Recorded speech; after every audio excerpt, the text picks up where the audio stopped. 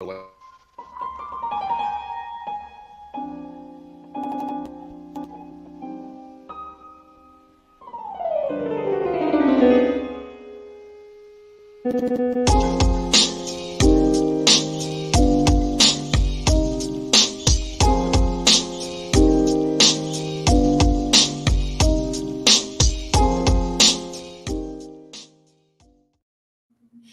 I heard there's a show today. Yeah, who's coming by? Some of our abstract family members or something? I don't know, man. It's like these StreamYard links. I think it's a show link. I send it out, and God only knows who's going to show up in here. Oh, this is exciting. Could be anybody. It could be. It could be. It's Freeform Friday. That's the way it should be, Eric. Just anybody. I agree. You know what I mean? I agree. We've already got complaints, though, that Baldwin is invading our Freeform Friday, but it's only part of the show, folks. Oh, yeah, only part. We're not going to dwell on it. We just got to cover it because someone's going to the electric chair. So when someone's going to the electric chair, we have to cover it. Or maybe not. Maybe no electric chair. Yeah, it would be electric, but I don't think it'd be in a chair. Well, he's got some issues to get out of. Let's put it this way. It's been 1 year, but what a payoff, Eric. Yeah. A lot of people. I mean, we've been slogging this thing for a year, and everybody came along with us, which is cool. I mean, we had a good time, but wow, finally. Yeah, well, it looks like somebody found the StreamYard link. Who? Oh, here's somebody. Another guy wanders in.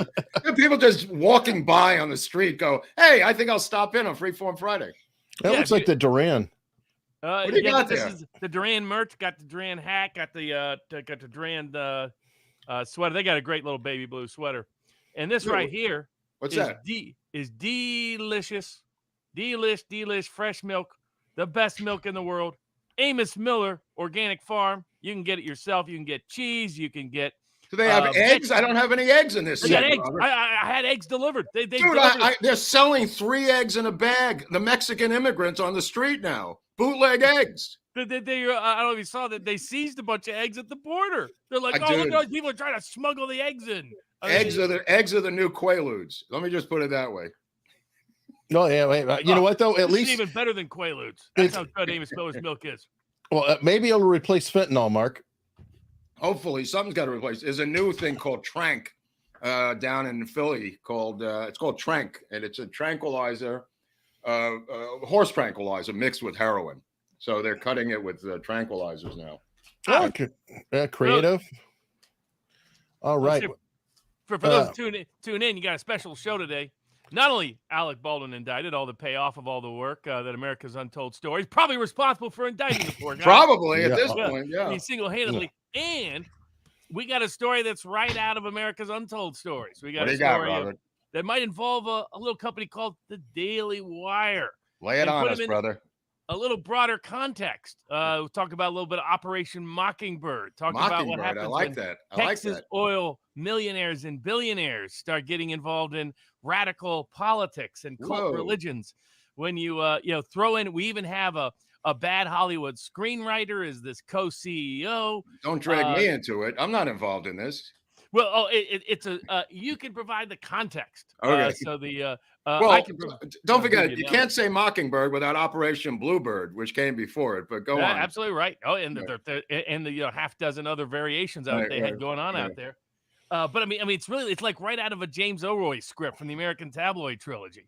I mean, you got crazy oil billionaires. You got some cult religious figures. Hold on. You got bad Hollywood screenwriters. You got I fixed it at 25%. Yes. We're now 50% of the zeitgeist here. Yes, we're segregated by Jewishness and hair, okay? Or lack thereof. Since we're on the Jewish topic, everybody's seen that video of Ezra Levant and Avi Amini asking Albert Bourla questions. Yes. So I don't think people understand. Ezra Levant is Jewish. Right. Avi Amini is Jewish. Albert Bourla is Jewish. That was the trifecta when people want to say that, there's not, when people want to have their theories, that you have all 3 ends of the spectrum, 3 Jewish people on opposite ends, diametrical opposite ends of the ideological spectrum. That brings me to today's Yiddish word of the day, which you guys will like, especially Viva. Today's Yiddish word of the day is shissel. Shissel, a small wash tub, but sometimes used to put food in and distribute like mini francs and stuff like that. So today's word is schisel for those people at home. Awesome. And now I'm going to spell it, and you'll give me a ding if I get it wrong. Okay. Schisel. SCHISSEL. Tell him what he's won, Bob. He's absolutely correct. Come on down. Yiddish boy of the day, Viva Freiheit. Come on down. Very good. I'll tell you what he's won. He's won a demonetized. Nope. You've won a prosecutor of Alec Baldwin. Oh yeah, coming to you. Oh yeah. This is our girl. This is our girl. Yeah, go ahead. She's the Republican. Not just a Republican. This is a MAGA mama down there that we helped get elected through campaign contributions from America's Untold Stories, and is a serious, Second Amendment, anti-crime, veteran prosecutor who is loaded for bear, my friends. Andrea Reed. And in an interview with CNN, the DA specifically said that this prosecutor put together the charges that she agreed with about the manslaughter. So, yeah, she's got 25 years experience being a prosecutor, Robert. And if you were up against her, I don't know what you would do to defend your client. One of whom is the young girl, the armorer, who wasn't allowed into the church because of insane zone COVID protocols designed by the Screen Actors Guild to prevent her from getting in zone A. She had to stay outside, Robert, and as a defense attorney, how would you play that? I guess it depends on what the pled guy says. I'm assuming the pled guy implicates her somehow directly. Okay, but the pled guy is pled, so he would be declared a guilty party. Yeah, well, but presumably because he's agreed to cooperate and point fingers and prove their case for them. I agree.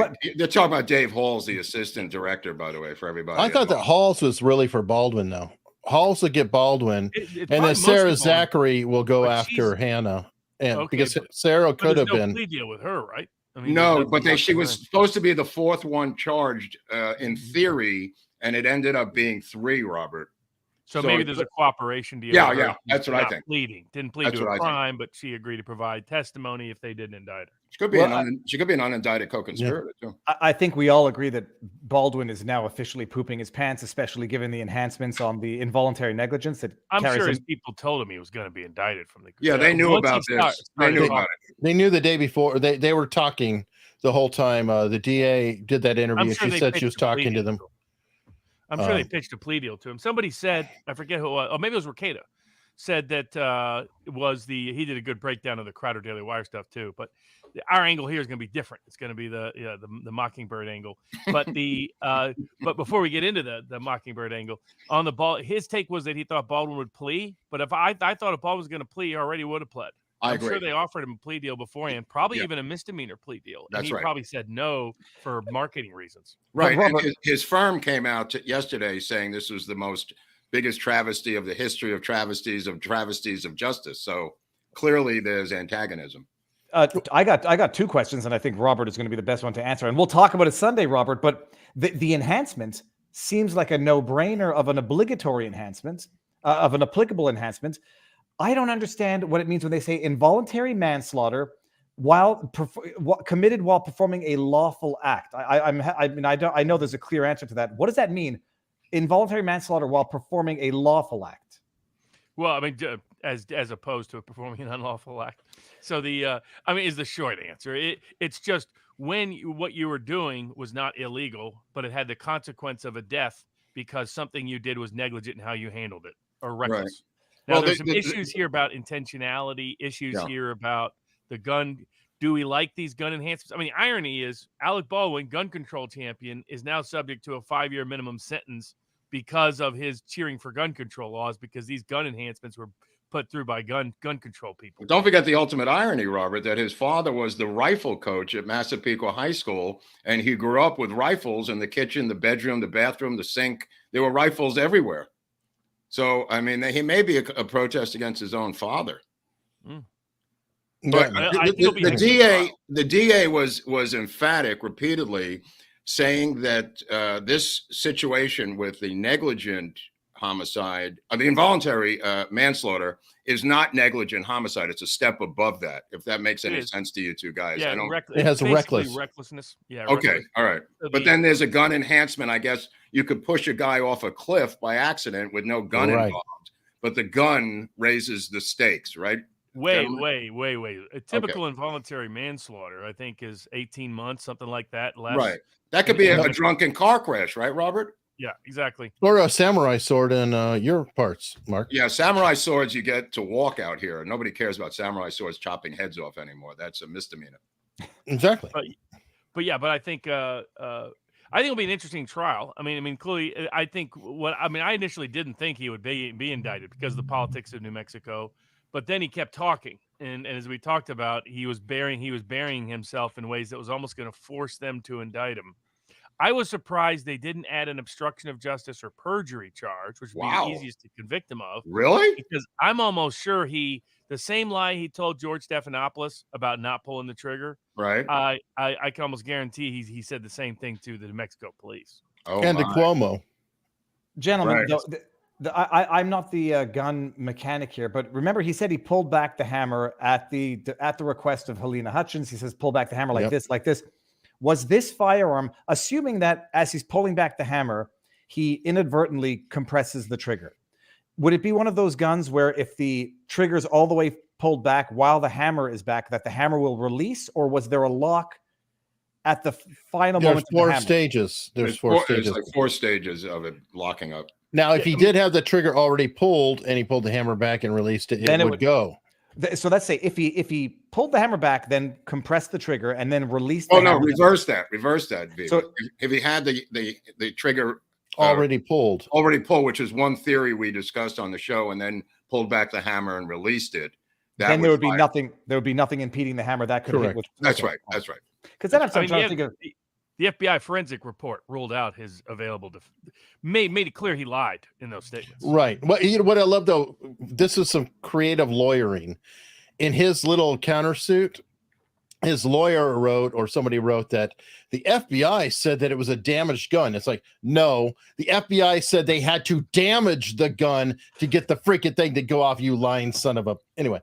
And for anybody who doesn't know what Eric's freaking out about, they wanted to get the compression, the releasing of the hammer, firing the gun by smashing it and having the hammer just be pressed against, but smash it. And they did that so hard it broke the gun. And now apparently it's a broken gun. How could I fire a broken gun? Have you ever shot guns, Viva? I shot a shotgun, never a small arm, because in Canada those are highly restricted. Well, now they're revoked, but once upon a time you could get your private acquisition license at PAL. But no, I got my license for a shotgun, and I had good. What about ever shot like a handgun, Uzis, machine guns? No, but there's a place. We got to go to a gun range. No, I have. Can I go to the gun range with you guys? Yeah, absolutely. Yeah, maybe we'll do a special Viva Barnes event. Yeah, that would be. Let's do a sponsored video at a gun range. No, I was at the beach and I see a plane flying and it says fire machine guns, and I recorded it. I'm gonna call them up and see it's in Miami. You can go fire machine guns. Right. Robert, are you drinking? You could shoot flying fish. Combine your two sports. That was the great, delicious Amos Miller Organic Farm milk. Greatest milk in the world. You can get it too at Amos Miller Organic Farm. Can he ship me some eggs? I'm dying over here, Robert. How do I get eggs into this place? I got 2 dozen the other day. Oh my Lord! I got to get online, get some eggs. I got vegetables. I got some buffalo meat coming. I got a bunch of stuff. Ooh, buffalo meat! I can do. He's got it all. Okay, I'm down for the buffalo meat, not for milk. I've never liked milk, but I've never had. But have you ever had real milk? Real milk, yeah. Fresh milk, not that ultra pasteurized stuff. This is the real deal. This is right out of the cow.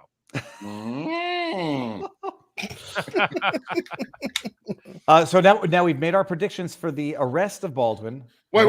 We didn't make any predictions. He can come in by video. What are you talking about? The arrest? Yeah. I mean, the arraignment you're talking about? Oh, no.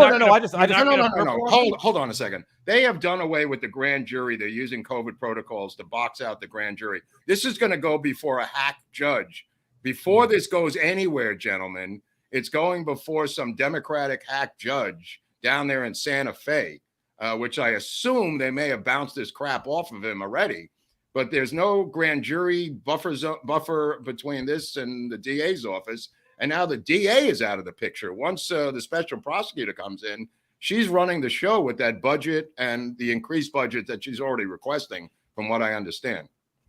Yeah, the DA got her got her interview on CNN, a press conference. No press conference. By the way, Barnes, help me out with this. Why the hell would you announce that you're going to have an announcement? Why don't you just release the damn thing? Because they were like, tomorrow we're going to release a statement. How about you just wait till tomorrow and release the damn statement? Help me understand what was going on in the strategy. Oh, build up attention. But normally the way they do this is perp walking. Are you telling me they're not going to perp walk Baldwin? Nope. It's going to be a Zoom perp walk, Robert. They're not going to show up at all. Wow. What a Thank you, brother. Thank you. What a sweet deal. Right. That's the deal the DA got. And I'm sure Andrea Reed would never do it that way. She'd have their asses down there in that court. That's building. The maximum publicity. That's right. Watching him, with the chain, with the cops surrounding him. Right. Especially, Baldwin, he would yip again. He wouldn't keep his mouth shut. He'd be talking everywhere. Now, let me give you some inside stories that you guys are not hip to. Okay, this is coming from Hollywood, so you can have something to live for. The reshoot in 2 weeks of Rust will begin in the California desert with the script. I heard that it's been delayed. It was pushed. Again, don't interrupt my inside information, and I won't come to your job and kick the shovel out of your hand. Oh, okay. All right. Sousa is rewriting that scene. That's going to be out. They're not going to have to reshoot that particular shooting scene. That's going to come out of the movie. And they've asked other stars to come into the picture to no avail. Nobody is taking the bait. They asked a couple of other names to do some cameos, but they're going to pick it up, skipping that scene. And once they get into the desert in California, and I don't know if it's exactly 2 weeks, but they're going to pick up the movie. And the guy sitting in the video village overlooking the whole thing is going to be the widower of the dead cinematographer who's now the producer of the film, Matthew Hutchins. Yeah. Mark, I'm going to make an outsider bet here. Okay. They're not ever resuming filming of the movie. That's a pretty vast bet, my friend, because they already crewed up and they're already rewriting the script. So I don't know about that bet, but we'll see. We'll see. And what? So they're letting him be the producer. Oh yeah, he's going to be sitting in that chair overlooking. How unnerving is that for Baldwin to look into the eyes of the husband of the woman you've killed while you're on trial for murdering his wife? I mean, think about how crazy this is. It's sick. It's sick. But it's probably not as bad as the movies Jeremy Boring made when he was in Hollywood before he went to Daily Wire. Wait a minute. What do you got on that? You got something on that? Yeah, well, that was his whole history. So Boring's background is making really bad movies, trying to break into Hollywood, came out to Texas. What's amazing, it's like fits the template, whether it's a Clay Shaw, whatever. These are all E. Howard Hunt. They're all failed screenwriters. They're all failed novelists. They're all wannabe novelists, wannabe screenwriters, wannabe big stars. Boring came out to L.A., came out to Hollywood. That's where he met Ben Shapiro, by the way. And he made a movie that guess what it grossed? Just in general category. This is what it grossed at the box office and everywhere else. $75,000. $3,000. $3,000. That's how bad that movie was. $3,000. What was the name of the movie? It starts with an S or something. Apparently, he's got like posters of it all over his office. Well, if this helps your conspiracy theories, one of the lead conspirators among the Secret Service was Floyd Boring, the same guy, maybe a relative, we don't know, but go on. No, exactly. So you got the failed screenwriter aspect, which you have to have in these scripts, right? If you're going to have a Operation Mockingbird kind of script, or you're going to have an assassination plot, you gotta have some CIA spooks. You got to have some media infiltrators. You got to have some Texas oil right-wing billionaires, and you got to have a failed screenwriter, a failed wannabe screenwriter. So that's Boring's role. He's the CEO that everybody saw for Daily Wire talking about the Steven Crowder thing. Of course, people don't seem to know. A bunch of people in the right-wing space seem to think that the Daily Wire was just a little startup by Ben Shapiro that worked hard and just went up the food chain. Never asking, why is it they've never been censored by big tech? Never asking, why is it they're often promoted by those big tech algorithms? Good question. Never asking, how did they just come out of the blue to have, how is it, if you're in the audience, think back. How are you introduced to Ben Shapiro or the Daily Wire? Did you really process how it came into you?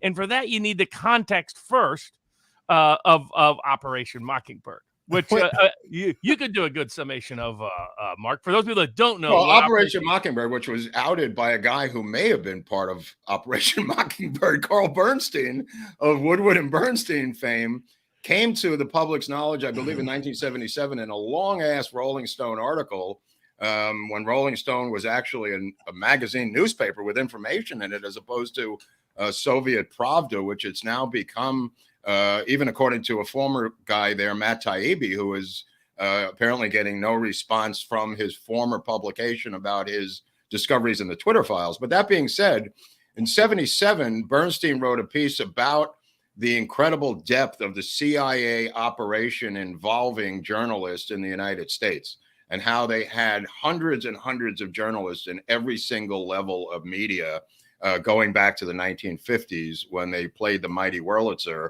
a great book, by the way, about the CIA's media operations. And look, it involved people like Alex Gibney, the director's father, Frank Gibney, who worked at Newsweek, who wrote a letter that I have framed in my bedroom, begging Alan Dulles to let him out of his contract as part of Operation Mockingbird, saying he can't take it anymore. I guess the psychological pressure was too much for him, creating stuff for the deep state. So there's a long history of this, both in media and in the arts, as Eric and I have pointed out in a recent episode of CIA and the Art World, which is more painting than media in terms of journalism. But yeah, Operation Mockingbird, spun out of Operation Bluebird, is about, this is a particular example, let's say, in 1966, coming up with the phrase conspiracy theory to smear Mark Lane, whose #1 book, Rush to Judgment, from 1964 to 1966, was like #1 in the top 10, at least in the New York Times bestseller list. And they came up with a phrase called conspiracy theorist out of thin air. Did not exist before Mark Lane. I got to share something real quickly before we get too far away from it. But I decided to pull up Jeremy's IMDb to look for the movie. The movie Spiral, I think. Spiral. Okay. And but this is kind of funny. Here's his IMDb. Let's look at what his latest film credit is. Don't say Rust. Don't say Rust. Our Offer to Steven Crowder. Oh, that's actually a film credit. No, I mean, why I told you about IMDb, Eric. No. But I'm just saying he just did this damn thing. Right. I mean, it is. I'm sorry. That is. How funny. is that an IMDb credit? How is that? They're talking about insane. That's insane. Well, hold on. He's a producer of it, and he's also a writer of it. What is it? What is it? It's his YouTube. That's his YouTube video response. Yes, it is, and he's got it on IMDb. That's a movie on IMDb. I mean, then this could be on IMDb. What we're doing. Eric, it is actually technically it can be, and I do have our show on IMDb. But I find that amusing that this is so important that he's immediately got it as 2 credits on IMDb. For a second, let me just finish this thing about Operation Mockingbird, because once they came up with the conspiracy theorist and they put it onto Mark Lane, they then contacted all of their journalists that were in Operation Mockingbird to repeat it in Newsweek, Rolling Stone, New York Times, and on TV. That's why it's relevant today. Thanks. Thank you. Oh yeah, and can you add, Grover, the like you've done great throughout the America's Untold Stories about identifying how throughout all of these stories, whether it's Kennedy assassination, some of these other cases, that how much of there's always a character that wants to be a screenwriter, wants to be a novelist, wants to be a playwright. Can you describe like and how often like there's confession through projection in some of their David Atlee Phillips, who was the Western bureau chief of the CIA out of Mexico City, his brother actually wrote Thunder Road, starring Robert Mitchum, which Mitchum had a hit song from called Thunder Road, which later became a huge hit song for a guy named Bruce Springsteen, who may or may not be a deep state performer. We don't really know at this point in his career. But yeah, and then he himself, David Atlee Phillips, would write the novel Night Watch about being a station chief in the Western Hemisphere and being involved in the assassination of the president. So, They are addicted to being a novelist and a screenwriter and famous through that world. So Boring, the CEO of the Daily Wire, background is he's a failed screenwriter from Hollywood. His movie, The Spiral, is all about how this guy is really secretly dark and dangerous and has all these secretly dark and dangerous fantasies that he's trying to suppress that come out.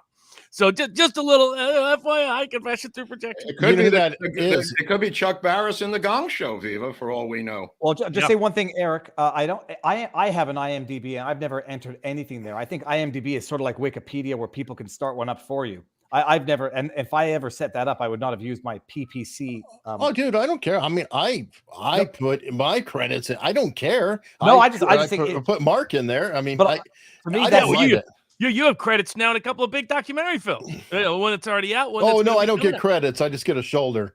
Yeah, I don't think what's his name? Boring put that there himself. I think someone put that there as a joke because it'd be just like Boring to put that there. The guy loves to. He wants. Remember, he's part of getting the Daily Wire to get into the Hollywood business, film business. Is there a way they to approached some buddies of mine? It's very difficult. It used to be very difficult to put a credit on IMDb. It had to go before a board and it had to be approved. So I don't know what it's like now, but in the old days, it was almost impossible to self-report that you were in the movie Dog Boy 2: The Reckoning and, make up some bullshit. Do you have any rights to a credit or anything related to the Netflix show The Recruit? I mean, given its name, The Recruit.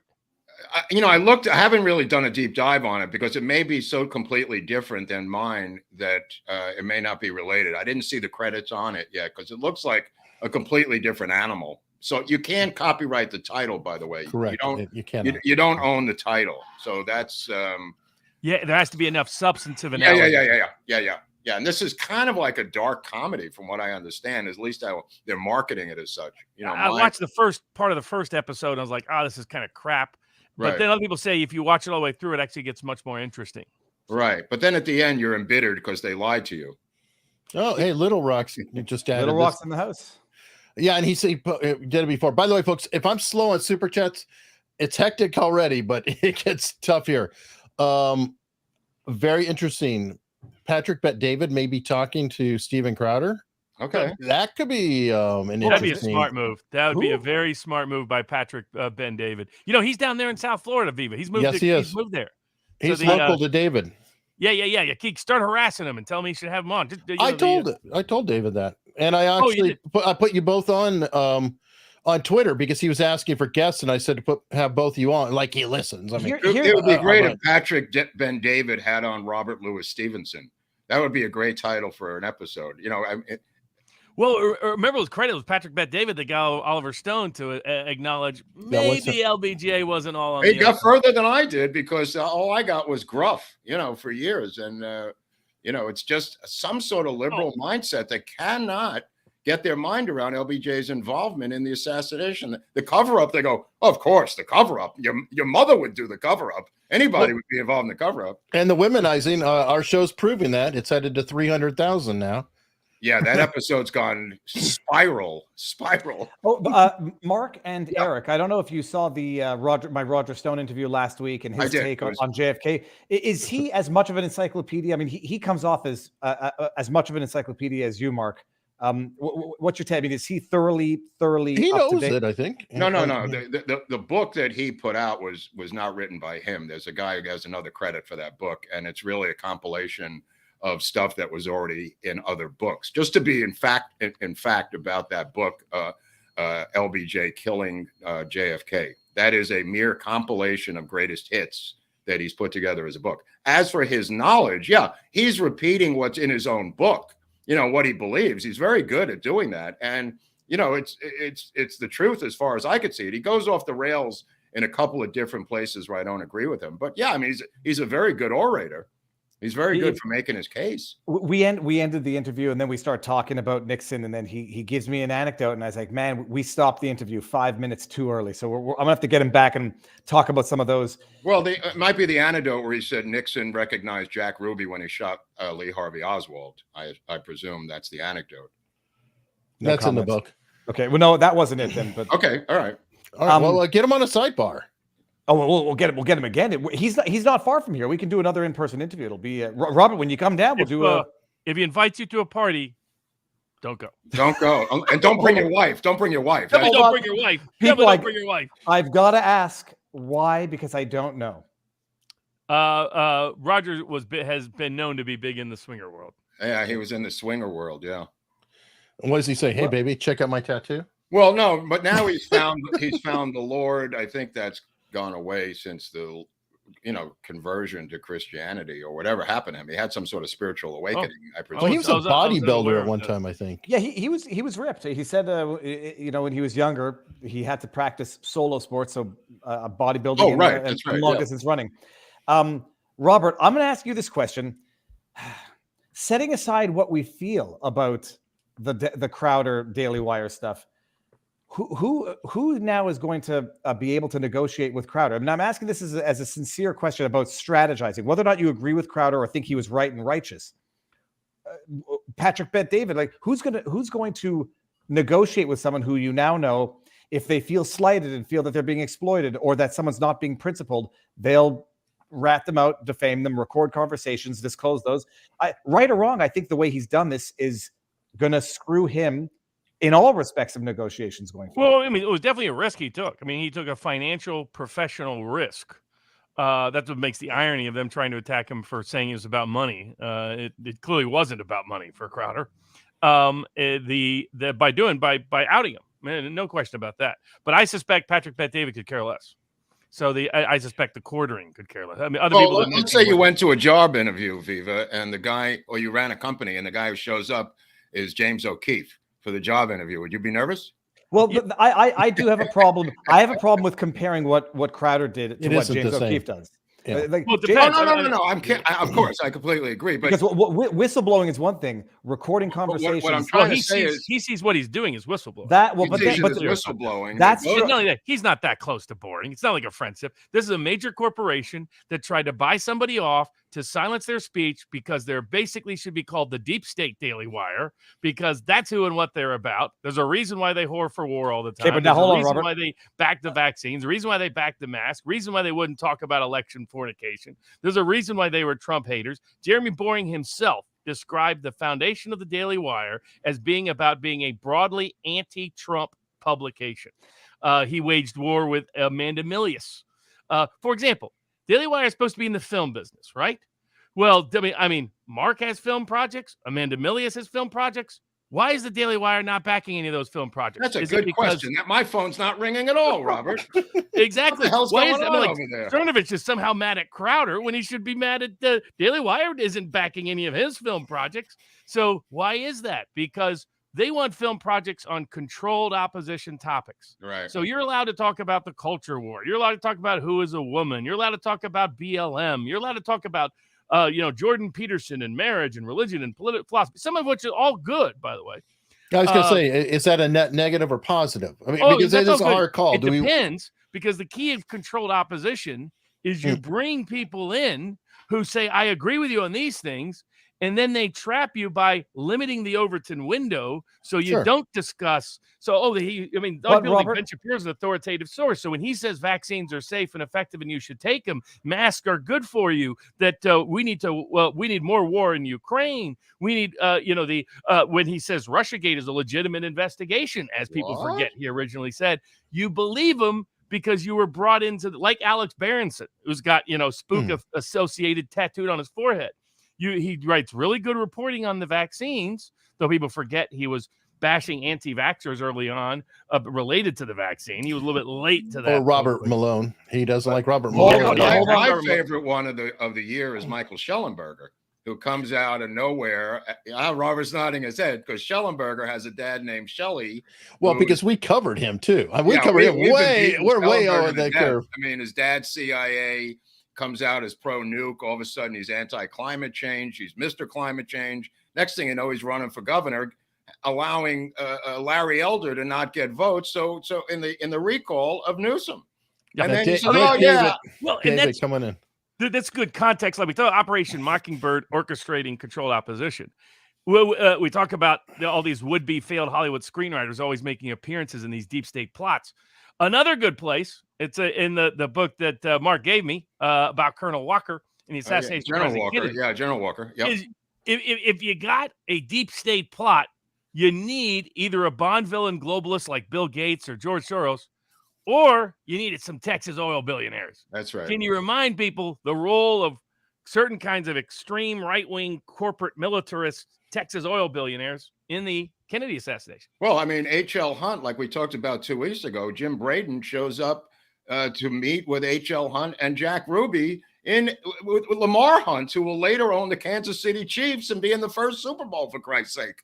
I mean, you can't get any closer to deep, big state oil than the Hunt family, Robert. I mean, these guys were meeting with Hunt. Hunt paid for the anti-Kennedy billboards and newspapers. And, welcome to Dallas, Mr. Kennedy, you traitorous son of a bitch. This came out of Hunt money. And why a guy so low on the totem pole like a Jim Braden, which if you want to see the episode, I recommend it's in there about Hunt. And there's also Clint Murchison, who is another one that has a big party the night before that LBJ shows up with Madeline Brown and says, after tonight, the Kennedys won't be able to kick me around any longer. Okay, well, that's something to say to somebody. But yeah, you got to have the big evil oil guy, Robert. All right, let David jump in. I'm getting it. David, Robert, before we lose track, because I want people to understand this.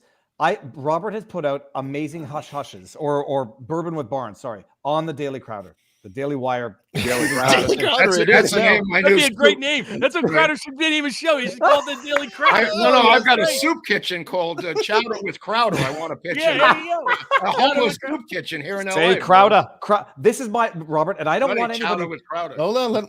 These discussions can't be had all that easily via Twitter, and I don't want anyone thinking like Robert's mad at me or I'm mad at Robert. My questions is these, Robert. You put together compelling arguments for why the Daily Wire could be argued to be the Operation Mockingbird controlled opposition. What about the possibility that they just believe these things, but they do allow room for some of their talents, Candace Owens, to be anti-Ukraine war, to take on other issues, and they just might believe these things. They might be more deferential to authority. They might have poor judgment, but not be controlled opposition. If what Boring says is true, they would have allowed the off-air sort of piss off YouTube on Daily Wire type things. Yeah, well, that's where I think it's useful when you're looking for a template. You're building a script of characters and you're trying to guess, is this controlled opposition or is this just a business dispute? Is look for the things that Mark has identified in these other historic deep state plots. Look for the failed wannabe screenwriter, novelist, playwright. Look for the Texas oil billionaires. Look for the spook affiliated associated individuals. Look for Operation Mockingbird type fingerprints, forensic fingerprints, and where and when they make certain positions on certain issues. So, for example, Daily Wire was not some little startup by Benji Shapiro. The Daily Wire was founded by the Wilkes brothers, a couple of oil fracking billionaires. That was Cruz's backers, right? Ted Cruz's backers. Yeah, exactly. The number one father was affiliated with Lee Harvey Oswald down in. We're going to keep it. We got it all. We got it all. Oh, you only get this on America's Untold Stories. Thanks for stopping by, everybody. These are the dots, folks. So, because that was the next place I was going to go. They were the biggest backers, the number one financial contributors in 2016 for Ted Cruz, who's as Donald Trump pointed out during the Indiana primary that drove Ted Cruz so nuts he dropped out finally. What was Ted Cruz's dad doing there hanging out with Lee Harvey Oswald in New Orleans? Well, he's passing out pamphlets in the photograph that I have of him and his dad obviously coming from Cuba through an intelligence corridor, then to Toronto, then up to Canada. Canada. There's another Canada connection. He brings in Canada. Canadians are always involved with this. Canada becomes like the hub, and then he leaves his family unannounced and goes to join the Bush Oil Company, Zapata, down in Texas, Robert. Yeah, I mean, to Viva's point, if your goal is to build your business, you absolutely don't burn bridges the way Steven Crowder has burned bridges. Well, stop. But hold on, stop there. Unless your goal is to say, I'm going to go out on my own regardless, how do I build the email list that I'm not going to be able to get from the Blaze? Your own business. But what I mean is, if you want business, to be a good employee, or to be a desirable employee, then you don't do what Crowder did. You don't tape record it. You don't release the conversations. You don't out them. You don't expose them. You don't get into a public debate with them. You don't do any of those things, which to me shows money isn't his motivation. Which to me shows his motivation is that he wants someone. I mean, people don't know Crowder has had heart issues. Yeah, health issues. There's a legacy question. Correct. Crowder doesn't know how long he's going to be able to do this himself. So Crowder's objective is, how do I create a system to have a bunch of another young would-be Steven Crowders come up within this ecosphere of the conservative media space? And he was hopeful, because I think he was naive and didn't understand who Daily Wire is, that Daily Wire, these are his buddies, hangs out with them, talks with them, likes them, thinks they're really smart. I don't think they're really smart, but I'll be happy to debate any of them on any of the topics. Wait a minute. Is that a challenge? Yeah, that's an open challenge. Any of them. Happy to debate any of them. Michael knows, wants to sit down, chat about it. We can see who fits in the Dante script here, my brother. We can get into that conversation. But this show, what he cares about is, how is the next Steven Crowder going to survive and succeed in a big tech controlled censorship space? And so now I think that is going to be, maybe it's Patrick Bet David, maybe it involves like adding in the quartering on some cultural commentary, maybe it's Rumble. What is that? That's a weird thing. You brought up the quartering twice.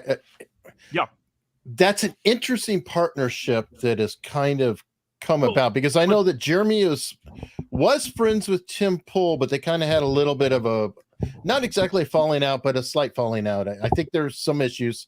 They talk nicely about each other or whatever, but I don't see Jeremy going on Tim Pool at all. No, not anymore. Well, just to interject about the Operation Mockingbird and the tape recording and that whole world.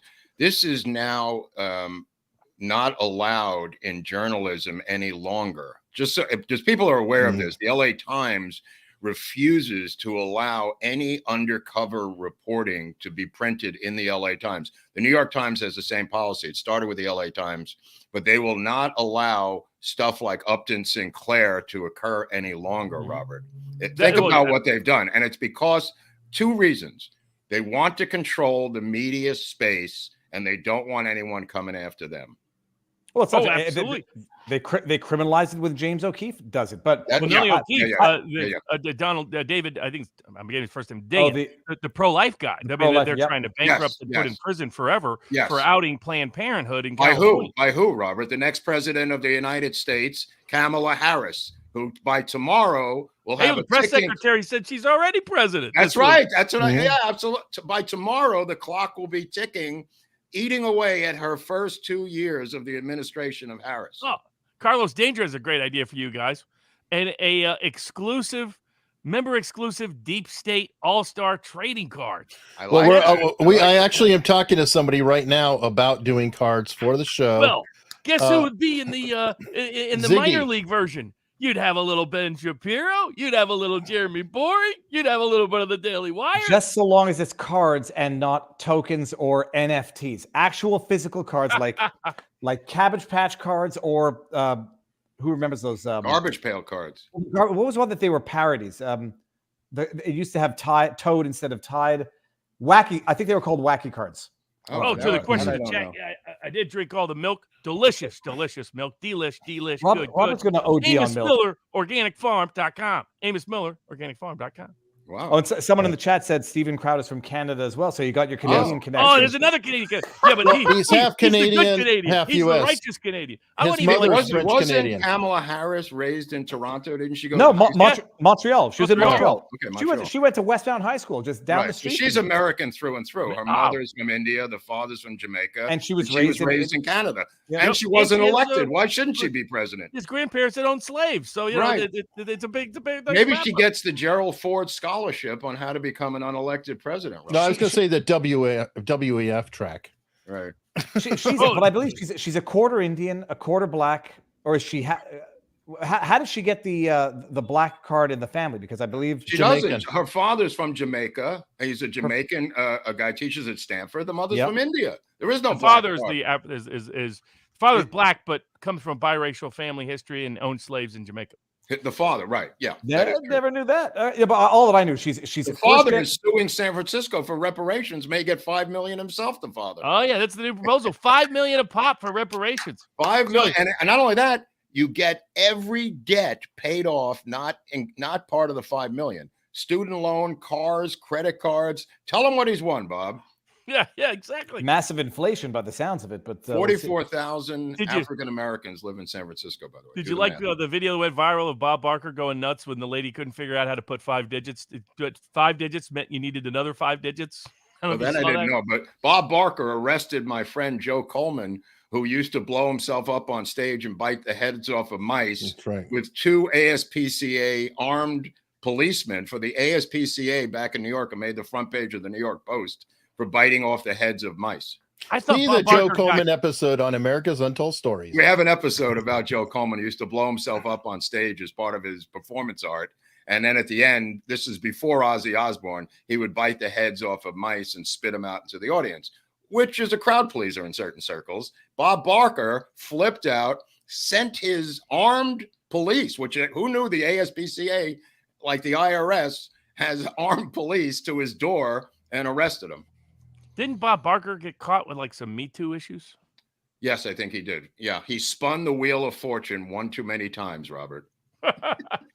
But yeah, so I mean, yeah, that's where if you compare the two, was it business that justified it, or it's astounding how the Daily Wire aligns over and over and over again in these classic deep state scripts. And then, of course, I mean, they get founded as an anti-Trump organization by their own description, their own definition. They try to begin to co-opt a lot of media conservative space. Right. And you look at Crowder's point, he's like, become an employee. You're basically, you got a lot of strings attached with the way they're structuring it. He's focused on big tech censorship. But look at what's happened. When Jordan Peterson first sees Steven Crowder's video, he shares it. Then an hour later, he deletes it. Oh. Now he's out there pimping the Daily Wire message. That's went out and pimped them full scale. She went on Tim Pool and went full pimp. I mean, she was full pimp on Tim Pool on how attacking Steve Crowder personally. All these, if I was a Daily Wire, I think this is a bad media strategy, by the way. But the reality is Crowder's right over the target.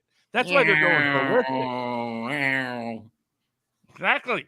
I mean, only a stuck pig squeaks. Speaking of right over the target, I think last night's Tucker was right over the target talking about the removal. I think you've been watching some of the hush hushes. Actually, some of his producers are members at vivabarneslaw.locals.com. Right. The removal of Nixon and his whole talking about the deep state, the first time that they would take out a president like this.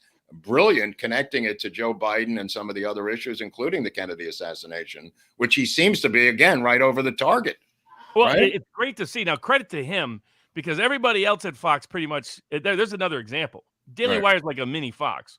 Fox, huge. I mean, Rupert Murdoch, huge war whore.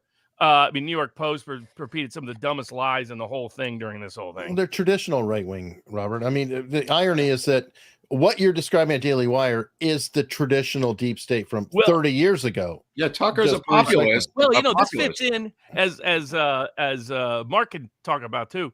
The first Operation Mockingbird type effort on the right, or one of the biggest ones, was William F. Buckley, who had deep CIA ties, purged them of because people forget the Republican Party.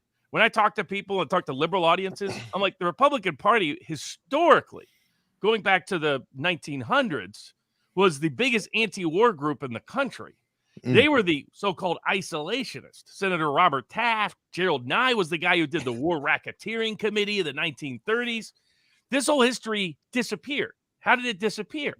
It disappeared because they either co-opted or closed out the John Birch Society that started out as like a populist right-wing Trumpish type group, as Marcus said, and then became aligned in part through Texas oil billionaires with the cause of anti-communism, becoming anti-Kennedy, anti-peace, pro-war, all these other politics. A key component of that was William F. Buckley, has spook ties going way back, who purged the political right of its traditional skepticism about foreign war, skepticism about, I mean, people forget Robert Taft and others didn't want to join NATO. They're like, we shouldn't be involved in this business. We're foreign wars are other people's business. We just fought World War II. Enough's enough. Let's move on. But Buckley helped purge them of that. And that's really the Daily Wire model. Fox is very much Rupert Murdoch, deep corporate ties, institutional ties, pro-war. There's a reason why Sean Hannity wears his little CIA button all the time. The reason why Tucker's independent is Tucker told Alex Jones a little while ago, He's like, I got a big contract. I don't care. I think that the system is going to hell in a handbasket. Yeah. I'm just going to expose it all. They can me. So what? I'm just going to retire and fly fish in Maine. So credit to Tucker for just shifted. Tucker has shifted. He's obviously drank. He was full. Yeah. He was full. Don't forget, Robert. Buckley's the one who went outside the 7-mile limit to smoke weed. Remember, he took a rowboat 7 miles out to have a joint. Can you remind people how Buckley went after Mark Lane and others? He went after, he also went after Alan Lowenstein, the congressman who was later assassinated, who was one of the RFK conspiracy's biggest supporters. I mean, he went to war with Lowenstein. Long history of defending the deep state. And is Buckley brilliant? Absolutely. Did he make a lot of great arguments for conservatives? No doubt. Yeah. But what he also did was help control the opposition. So it was controlled opposition, so that it was pro-war, pro-CIA, pro-FBI, pro-deep state, pro all of those things. And that's the real script for the Daily Wire, of which, by the way, I don't think Ben Shapiro is the leader. Ben Shapiro is just the spokesman, if you will. But it's broader interests that are in place, and it's all the script. You listen to any of the America's Untold Stories, you can find a character from each of America's Untold Stories in the script of how the Daily Wire came to be. Well, by the Probably way, not a coincidence. By the way, the new RFK in our culture is RFK Jr. Yeah, absolutely. Absolutely. Yeah. Bobby Kennedy's just been fantastic. Keeps knocking it out. So was his father. I mean, he's become his father. Well, when I was a kid, after my dad passed away, I carried 2 books around with me. One of them, I'm going to tell Bobby Kennedy this next time I see him. One of them was Donald Trump's Art of the Deal. I found it all great and fantastic. But the other one was Robert Kennedy's To a Newer World. In fact, I have the book somewhere around. Bobby will love that, I have a feeling. Oh, yeah. In fact, I've had it behind me when we've done some video interviews, and he's been like, I like my dad's book. There. No, I meant The Art of the Deal. I'm sure that he'll be like, he'll find that funny. He'll find that. Put it this way. He was on Tucker last week. I mean, think about Matt Taibbi. I mean, all of these people on the left, Greenwald. I mean, all of them keep showing up on this guy's show. I mean, he's been fantastic. I'm not stymied. Beavis got something to say. I'm not stymied. This is like having information crammed into your brain, and it's tough to take in. But Mark, the fact Tucker is on Fox, and is that not the evidence that you have that? Okay, so you have a theory. It's right leaning, sort of centrist right. Mockingbird, I have no problem accepting that. The question is this the evidence of controlled opposition, or is it just the evidence of people who are more centrist and want to remain? It's also the evidence that he's got the highest rated show on cable news, and they'd like to make a couple of bucks off this. That's why they're letting Tucker be Tucker. Yeah. But look at Laura Ingraham. When Laura Ingraham was on talk radio, she was much more anti-war. She has been muted tremendously because she doesn't have Tucker's audience and isn't as fearless as Tucker is. Mm-hmm. So I think if Murdoch had known that Tucker was close friends with Alex Jones, even though it was clear because he was appearing on Alex Jones, he was paralleling Alex Jones, he was parroting Alex Jones, then maybe he doesn't get the gig. Right. But Tucker, we talked about Tucker's father was a media guy out in L.A., Southern California, and Dick Carlson. Yeah, Dick Carlson, big media CIA operative. Who I believe is the source of the information that Tucker is now having revelations. I think the father's at the end of his life, and he wants to reveal some of this stuff to his son. It's interesting. That's my theory on it. Yeah. I mean, the father was Voice of America, Robert, for crying out loud. USAID. Head of Corporation for Public Broadcasting, ran for mayor of San Diego, married the heiress to the Swanson frozen food fortune, which paid for Tucker's private schooling. I mean, this guy's as deep as it gets, Dick Carlson. No doubt about that. And I think it will be there's all the fingerprints. I watched this live in live time because for those that don't know, Ben Shapiro was at Breitbart, tried to come up under Andrew Breitbart. Breitbart passes away. Steve Bannon takes over Breitbart with the backing of the Mercer family, independent billionaires from New York. And Shapiro was enraged at it, didn't like the populist direction, was very anti-Trump, in my view, spread false stories about Corey Lewandowski. Use that as his pretext to leave Breitbart and start Daily Wire. And one of the reasons for Daily, I thought, was to try to take out Bannon's Breitbart, to replace them in the independent conservative content creator. Milo was driving Shapiro up a tree. Oh, that's true too. But Shapiro made clear at the time that it was the Trump thing that for him was the dividing line. Well, Viva, remember when you talked to Stone, how he mentioned Corey Lewandowski, Viva, and he's still unhappy about Lewandowski pushing him out. And Stone maintains more personal vendettas. Right. And he doesn't like Bannon, apparently. Same thing, personal vendetta. He thought Bannon betrayed him. Bannon did kind of betray him at the trial. I know. No, come on. But also the situation that he described, not as an enemy, but of Paul Manafort, what they did to him because of his success in the Ukraine, Robert. How they screwed Manafort with that insane sentence and jail and, Here's another giveaway, right? If they were, as one of the super chats mentions, if Daily Wire was just about, hey, we're just an establishment, moderate conservative site, etc., you wouldn't see the kind of gatekeeping they've done, right? On key topics. In other words, it's like, okay, what's a key deep state topic at a key time? Whether it's Trump 2016. It could be the war now, obviously. Yeah, obviously Ukraine war now. Vaccines when they first came out. Yeah. They made a big deal about opposing vaccine mandates. They piggybacked off of a bunch of other big corporations that opposed the OSHA rule because they didn't want OSHA dictating their policies. On the other hand, if you follow Daily Wire commentators at the time, many of them supported the idea that employers had a right to mandate it. Right? Their opposition was the government mandating it at a federal level, not the idea of opposed to employers mandating. Is it me, or do you see a lot of media people now gaslighting us on the right about their positions on these issues, like Scott Adams and others? Oh, that's my favorite. Scott Adams. Yeah, all right, Scotty, are you gonna sue the AI, the chat bot? Well, what was that new chat thing called? Chat NFMBT. No, chat in. Oh God, chat in. Chat CBT. Chat CBT. So somebody put in there, one of our great Locals board members, vivabarneslaw.locals.com, where everybody is. Unstructured.locals.com. Unstructured.locals.com. You can get exclusive inside content. Where if you've been following the script of these stories, you would have put the Daily Wire story together a little quicker than Stephen Crowder did. I know. We were busy with the Kennedy thing, yeah. Yeah, exactly. GBT. But what was nice is the Kennedy thing and all the rest is right there. All the tidbits are there. All the leaves are there. All, as Mark described it, one of the first Alec Baldwin videos, all the dots are there. How they connect, don't know yet, but all the dots are on the board.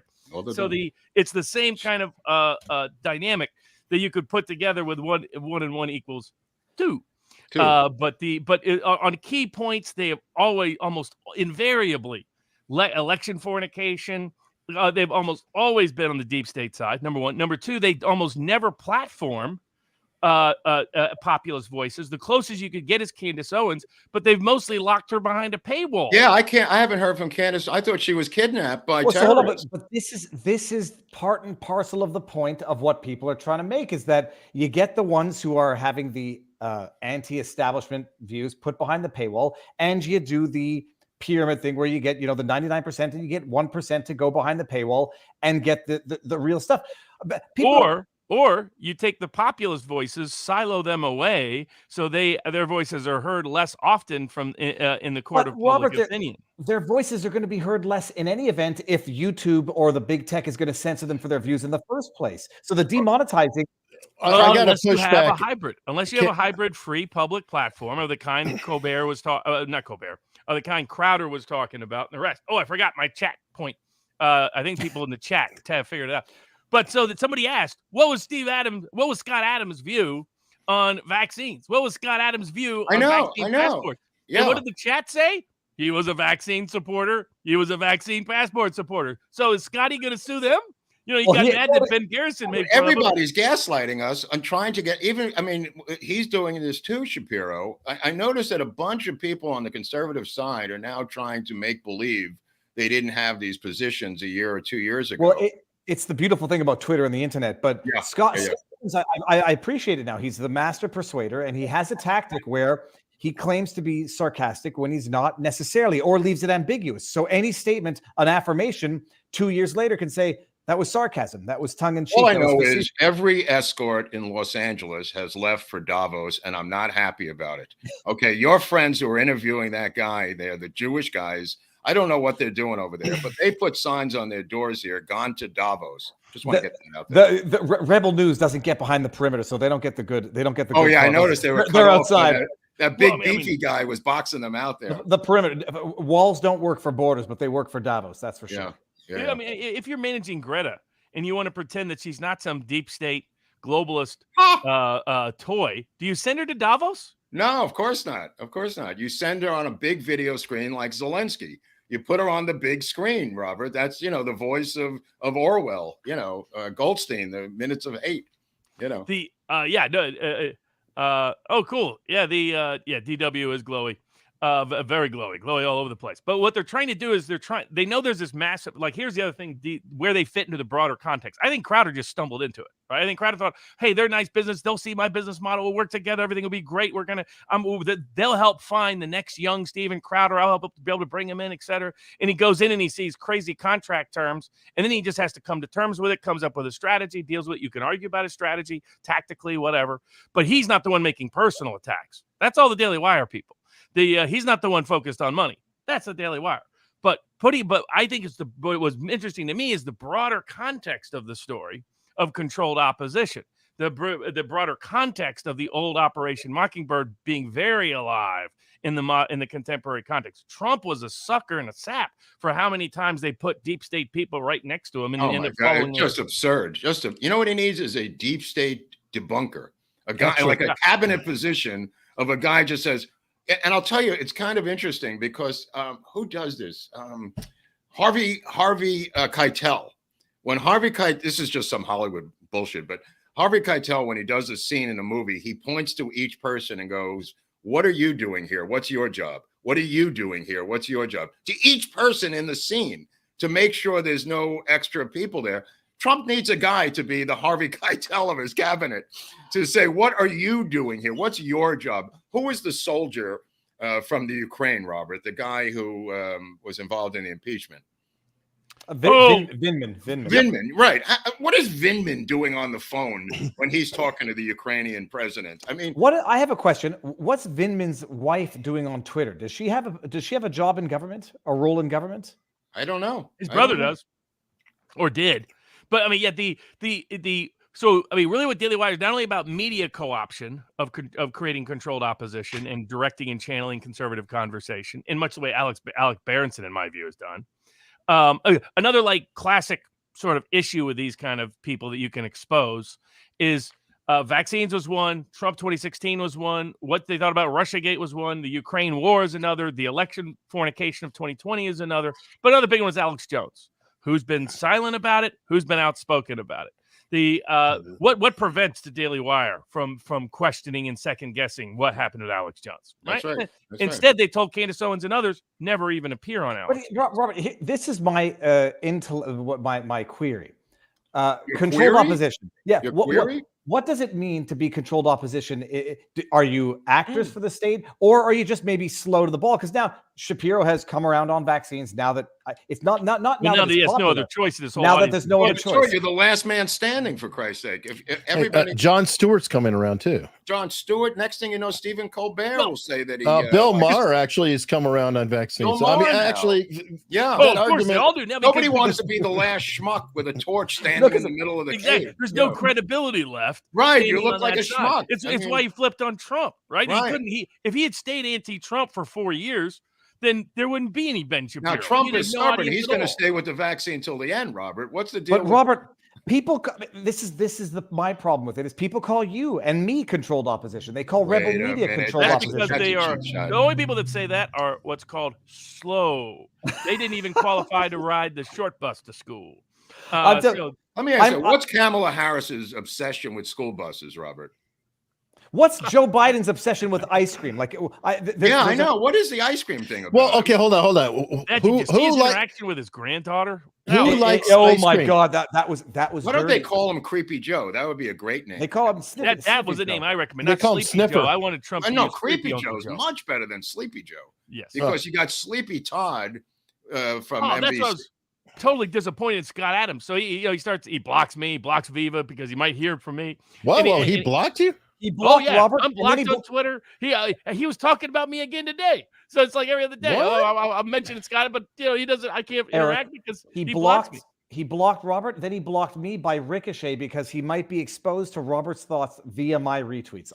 Honest to goodness. For just pointing out, he was attacking Peter McCullough's study about how there's been disproportionate athlete collapses, injuries, and deaths. But I did read a report that the figures in that study or the examples used were kind of suspicious. Some of them were like, going with in other words, what he went to is open source information. So there's some open source information, LifeSite News and some other places that it aggregated the data.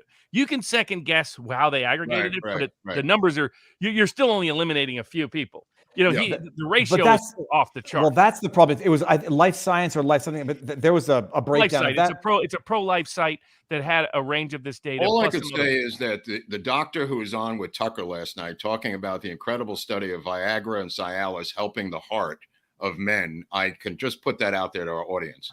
Take Viagra, take Cialis, call me in the morning. Go on, boys. I'm not sure people, if they've, I would say that depending on their medical interventions, should be careful taking things that are going to increase blood flow. Who knows what that's people. Well, apparently this study of 70,000 men at USC indicates the opposite. 40% incredible super That's mortality. A good question. For those that don't know, guess who one of the prime financial backers of Dennis Prager and PragerU was? Tell us, Mercer? Hold on. The Wilkes brothers from Texas, the same oil billionaires, natural gas fracking billionaires that were the core key backers behind Ted Cruz's 2016 campaign and the founding of the Daily Wire. By the way, Ted Cruz has a show on Daily Wire with Michael Knowles. Somebody in the chat pointed out. I forgot about that. Wait a minute. There's a lot of dots here, people. How do we deal with this? You got a lot of dots. Well, we just have to have them keep coming back, so that way we have. The other thing is, it's right up Mark's alley. It's not just the media. I don't even have an alley. I don't live in it. Exactly. Well, the other thing there's huge appetites out there. I mean, I've talked to people in trying to help raise funds for some of these independent documentary projects. Talked to Amanda Milius, who's doing it on her own accord. There is huge appetite for well-made conservative documentaries and conservative films. Look at the Daily Wire. They're trying to co-opt that space. They're trying to control that space, and look at who they work with and who they don't. Because quite frankly, the films they put out have been very mediocre. Well, they're not conservative. That one thing to point out, the movies aren't necessarily a conservative message. They're a Western. They're general movies, I would say. Their goal is to try to co-opt the conservative space by saying, hey, we can make popular films, plus we can make other films. But did they produce 2,000 Mules? Nope. Who did my son? Are they going to be producing JFK conspiracy theory films and deep state films? No. Nope. In fact, they won't even work with Breitbart is the ones that produced the Hunter Biden film, which was incredibly bad. It made Breitbart look like a bunch of schmucks. Be honest with you. My son Hunter. That was Daily Wire. It was Breitbart. Bro. Breitbart. Oh, okay. No. Written by an Irish couple that lives out in Marina Del Rey that now hates my guts because I wrote a bad review. They really don't like Mark. They don't like me because I told the truth about their film. They asked me not to tell the truth. And I'm going like, you got the wrong guy. I don't know who you're talking What's a good way to discredit also? So you have controlled opposition, which is cabining what films get made, what stories get told. That's the classic Overton window version of controlled opposition. Right. It's not that you do talk about it in a particular way, it's that you never talk about it at all. Right. Yeah, by the way, this Irish couple that wrote the film are investigative journalists from Ireland who wrote the Hunter Biden film. That's who you want on the job, right? Sketchy cats. Well, that's the other thing, right? How else do you best discredit this? Right. You discredit this. You have controlled opposition that is institutional influence that just silences or censors the vote, their voice in some significant way, which is what Daily Wire, in my view, was trying to do to Steven Crowder. And to the future Steven Crowder's especially, which was his complaint. It wasn't him. It was the future Steven Crowder's was his complaint. But then the second way you do it is you create bad films. You create bad books. Well, they did it with Hunter Biden. That film is... Well, but hold on, Robert. What about this? Because when people say I'm getting exploited by a contract, I say, like, in law, when you get paid $100,000 a year as a young lawyer, you're being exploited, but you're also getting the experience so that you can go it on your own, do your own practice, be your own thing, and have that infrastructure to go out and build your own practice. In the entertainment world, you get people in there who make a name on Daily Wire, Sure, Daily Wire owns all the content they create during the term of the contract. They build a name, and then they leave Daily Wire. There were no muzzling clauses in terms of like you can't do your thing for a year after the contract, which I thought was actually kind of, if I'm Daily Wire, I'm going to put in a clause that says you can't even go out on your own for 12 months after the termination of the contract. But what about the argument that Daily Wire will allow people to build a platform, build a name, build reputation, and then you leave if you don't like the dumpy environment of Daily Wire and do your own thing and become another Steven Crowder? The point of what Daily Wire's controlled opposition is, aside from while that person is there containing their conversation, is to teach people the roadmap. So take Adam Kinzinger in the political context and contrast him to Madison Cawthorn. So the message is, hey, here at the Daily Wire, if you play ball like this is how you can have a long, successful career. If you don't stick to this script, you're going to be out on your own, and you better hope it all goes well. So that's the early message. Well, they call it being Crowderized now as a new term. Exactly. I just look at Crowdered Kinzinger. out. No, Crowderized. It's Kinzinger gets elected as a Tea Party Republican. Who's this? Kinzinger or Kinzinger? Yeah. He as a populist Republican becomes a deep state hack who pushes the January 6th committee. Mm-hmm. And he had to retire from office. But what's going to happen? You got a sweet media gig at CNN. He's already got another book deal. He's signing January 6th reports and getting big cash. Compare Madison Cawthorn. You think Madison Cawthorn's going to get a gig in D.C.? You think Fox News is going to put him on? They'll put Trey Gowdy on after he think they made the Kinzinger hearing. Hold on. Didn't the Kinzinger film already come out with Johnny Depp called Crybaby? Yeah, exactly. Hold on. Tell me what happened to Trey Gowdy, Robert, Mark. Like he was a man I had faith in back in politics. I never did. He was an old federal Trey prosecutor. Gowdy? I don't know. South Carolina. Yeah. I don't know what happened to that cat. I don't know what's wrong with South Carolina. I mean, what became of South Carolina? The state itself is insane. Well, North Carolina is a little more insane. South Carolina, I thought, was doing South nuts still, down there in South Carolina, boy. I'll tell you. Half the state is still plantation owners. Remember, people should watch that documentary, that crazy judge who was like involved in every kind of crazy scam you could mention, trying to cover up. The Murtaugh case. North Carolina and Georgia have become this triangle of insanity down there in terms of conservative politics. Well, what you'll find, like take the Wilkes brothers, right? If you're going to write a deep state script, you got to throw in some religious figures. Remember the Walker, right? Mm-hmm. Who does Walker align with to help boost his political bona fide for his would-be future presidential campaign he thought he was going to run? He aligns with any religious ministers that are doing the old circuit routine, Right. And people were asking where Winston was. But teacher, hold on. Robert, Mark? Yeah. Is the Blaze controlled opposition? With Glenn Beck? Mostly no. But Glenn Beck was, remember, he was intensely anti-Trump. Right. He's a very sketchy dude. A lot of war. He was a drug addict. He was a Mormon. He was I want to say some other creations of himself that have now led to where he is as Glenn Beck. This guy's gone through a lot of weird changes. Oh, yes. No doubt about it. At different times, you could definitely say so. Right now, he's more on the independent side of the political equation because of where he's at, I think, politically, economically. But different people have different takes on that. But and once again, like comparing Crowder to Daily Wire, when Alex Jones is going through all of this, Daily Wire says nothing except to bash Alex Jones. Steven Crowder puts Alex Jones on repeatedly, right? So there was another Tim sign. Pool too, by the way, put him on quite a bit. Yes, Tim Pool did too. Now Tim Pool could have still done more. That's my view. But at least he had him on. And he's not a conservative. And Crowder went to bat with him at key times. Like on his worst days when Jones was getting hammered, Crowder put Jones on. Is that true? Protected him, defended him. He did. Okay. Oh, very good. And that's when I had, because I didn't care much about Crowder. I thought he was a funny guy. Yeah, me too. I was like, so what? I don't look to him as a source of information. His Howard Stern imitation show is not listenable. I've told. Yeah, some of it's good, some of it's not. Yeah, good. Yeah. It's not Howard Stern. I mean, he's trying that with his gang or his group, but man, that's tough to listen to. Some stuff hits, some stuff, but that's classic comedy, right? Some of I don't care. Bombs, some of it cashes. Now his Young Turks imitation of Cenk is actually pretty good. Well, his encounters with Cenk are even better. Yeah. Oh, yes. And some stuff when he does a little rant is funny. Those change my mind things are classic. Good. I mean, they as a veteran comedy writer, let me tell you something. That stuff is good. That's gold. Well, yeah, that'd be my change my mind. The Daily Wire is a deep state controlled opposition. Change my mind, Robert. There you go. Change my mind. I started watching Mark Dice again. I haven't watched him in a while, and interesting stuff. Who was this? Yeah, I mean, he had his take.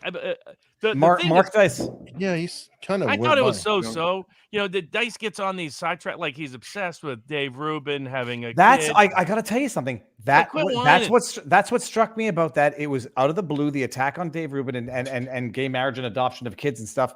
I get he's opposed to it. I get some people are opposed to it. I get, given certain recent scandals, you know, there's concerns about certain people that may misuse it, but that's clearly not. You know, I mean, Dave Rubin's a nice, good, sincere guy, and kids need parents that love them. So I'm all for more parents that love their kids. I was gonna again. You can't have these discussions on social media, but I was gonna try to chime in with Matt Walsh, where he's citing the example as though it sets a rule, but the majority of sexual type assault occurs with family members to begin with. So let's just put a caveat there: step family members, because my anecdotal research working in rehabs. Every single sexually abused person in a rehab came from a step family, not blood family. True. But I think and your heterosexual adoptive. That's what I was going to say. Gay. It isn't gay families that have the long history. Hold on, Mark. Is that related? I mean, there's a ton of step family porn too. That's the biggest trend out there. It's probably part of it. Yeah, it's probably part of it. Yeah. Look, I don't need to know your porn habits, Eric, but the point of the matter is we were discussing it the other day. Having a discussion about broken American families. Exactly. But now that you mention it, and the last time I listened to Howard Stern, this is pre-COVID, he was talking about step family porn. Yeah. Like it was what he likes to watch. Oh no, it's definitely a thing. But my theory has been for many years, and verified by my work in drug rehabs, these sexual assaults come from the older brother of the step family on the girl who is in the other family. I mean, I've seen this repeated so many times that where the breaking of the American family has led not only to sex abuse, which is clearly happening, but also drug abuse, you know, in terms of the children. Yeah. And I think, I mean, in terms of some of the other people, like, again, I like Jordan Peterson, and I think Daily Wire produces a lot of interesting content. My point I think Alex Berenson does a lot of good work. My point is that the evidence of controlled opposition is these key issues where the deep state has real strong opposition. You keep seeing these people on the wrong side at key junctures. Well, we talked about the CIA funding Animal Farm, the highest budgeted animation at the time, and people are going, "Yeah, I like that. It's got great production value." Well, why wouldn't they? Are they going to make Drek? Yeah. Why would they make Drek? Well, hold on, Mark. Now they would. Have you seen their woke ads? Yeah, that's not very good, but their film department is brilliant. I mean, I ended up in federal court against their film department with The Recruit. So I know the screenwriting quality that they cranked out because I wrote the original screenplay. So, I mean, they are not going to put out garbage with the amount of money that they have to spend on films, you know, that people would go, the greatest response is, yeah, I like that film. Yeah, and you get that all the time. I really like that film. Hold on. I like the fact that Alex Gibney made that hatchet job with Cumberbatch against Assange that was paid for by you through a conduit called Universal Pictures, and was given to him, you know, $2 million to make this Assange hatchet job. Yeah, they expect good quality. I'm sorry. Oh, absolutely. And the point of all this is a lot of these people can make interesting comment, etc. The goal is to co-opt as many voices as possible. So when you need them to be on script on a key juncture, they're there for you. Right. And that's what I found a little disturbing about these individual Daily Wire personalities. Like Jordan Peterson first tweets out Jordan Crowder's video, then suddenly he deletes it, and now he's just tweeting out talking points from the Daily Wire. Why be involved in this, Jordan? You don't need to be. Hold on, Robert. When he joined, it made me very uncomfortable when he joined them. That made me really uncomfortable. And then Candace Owens went on a screed. It reminds people of her social autopsy days, how she got into conservative media. Obviously, Jordan's got some drug addiction problems that have not been resolved yet. So. By the way, Barnes, thank you for bringing it up because I know a lot of people adore Candace Owens. I've never trusted her. I'm sorry. And I've said a lot of positive things about the role she has played. Yeah, but it is useful to note her background is social autopsy, came up with something that was accused of trying to dox trolls, and she flipped the script on it. Savvy tactically, into she's being attacked by wokesters, but that isn't actually kind of really what happened. No. If you followed it in live time as I did. And there is, as Nick Rekieta was pointing out last night, there is this sucker tendency in the right that if you fit the status identity of the opposite side, you tend to embrace that person almost no matter what. So if you're Kanye is so wonderful. We love Kanye. What about Larry Elder then? I mean, is Larry Elder the same thing? I think you guys. Yes, I think Larry Elder early on was. I think he believes in it absolutely, but I guarantee if he's available, he's first call and has always been first call even before his status is raised. I think that's a typical move. No offense, but look, people are tokenized like crazy, and that's a fact. That's why I still love South Park. South Park's like, we'll put on a black character and we'll name him Token. We'll name him Token. It was like the way in which they have brilliant satire. You can learn everything about the American culture from South Park. I've always said. Yeah, you really can. Oh yeah, it's stunning. Great. I mean, I didn't know about wokeism until South Park. Yeah, and I was like, what's this DC principle? What is this about? Just take a lot of acid and watch South Park on a binge for a weekend. You'll learn everything. I think you got to explain to some people what social autopsy is. This was intended. Eric knows that. So social autopsy was how do I put it? It was a database she was putting together for people to report others for aberrant behavior. It is literally a woke paradise with the built-in purpose of doxing people who are making threatening things. It's the exact same behavior that people gripe about on Twitter, etc. She built it. It was not going anywhere. She made a couple videos of her arguing with her parents, saying, "I'm coming out as a conservative instead of a lesbian." Those went viral. Wait. Double down. She's married with a kid, I thought. No. Conservative. She was coming out as a conservative. Is she a lesbian? Isn't the guy like a money guy? Yeah, I thought he was a money guy. Stuff. Yeah, he's a British. He's the son of a peerage out of England. Kind of interesting. Francis Chaton says Candace Owen equals Ian Miles Chong. I don't know what that means there. Okay, but Ian Miles Chong has a history with Jeremy of the Quartering. Ian Miles Chong has doxed people and got somebody hurt, from what I understand. Yeah, and steals other people's content without giving him credit. That like Geeks and Gamers, others have been real critical. Is Tim Pool still being swatted? I kind of dropped out of sight. I think that's done now. Viva, aren't you going to be on Tim Pool? No. I think I might have gotten bumped for Crowder. No, you got Crowderized. No. I don't know if it was Well, he was using your Twitter earlier on his show because I was listening to talking about it, and you were brought up. David is the one guy who is defending the Daily Wire, and Tim Pool's using him as an example. What? That's outrageous. I'm not defending the Daily Wire. I'm just saying. Why don't you just come out and say you backed them 100%? Why are you hiding behind some? I could be value added in any discussion between Crowder and Pool, because I'll ask the questions that some people might be too shy to ask. Right. Because my rationale in all of this. Spit it out. Come on, spit it out. Crowder, when he goes to order his 350,000 mugs, when he gets everyone to buy a mug, and he's going to say, "What's the price?" and they're going to say it's this, and he says, "Come on, bring the price down. This is for the movement." And if they say no, he's going to out the contract, defame the company. That's funny. This is record the conversations. I agree with you. I agree with you on that one, Viva. And I don't like the recorded phone call. I agree. I'm going to on the record, because I feel like there was a trust established. We can argue about the degree of friendships, but the fact is, somebody being recorded by somebody they thought of as having a good relationship is going to be more loose-tongued and say things like, "Well, you know what?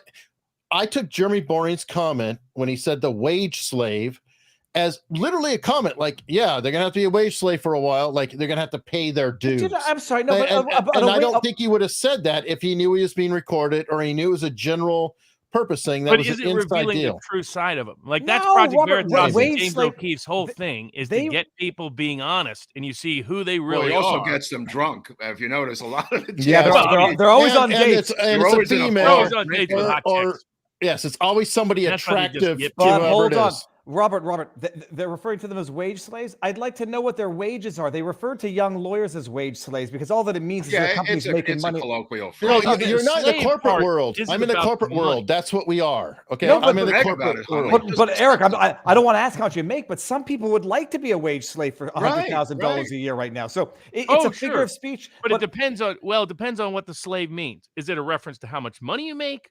Or is it a reference to sacrifice? Or here's in San Francisco now. Misleading people, things like that.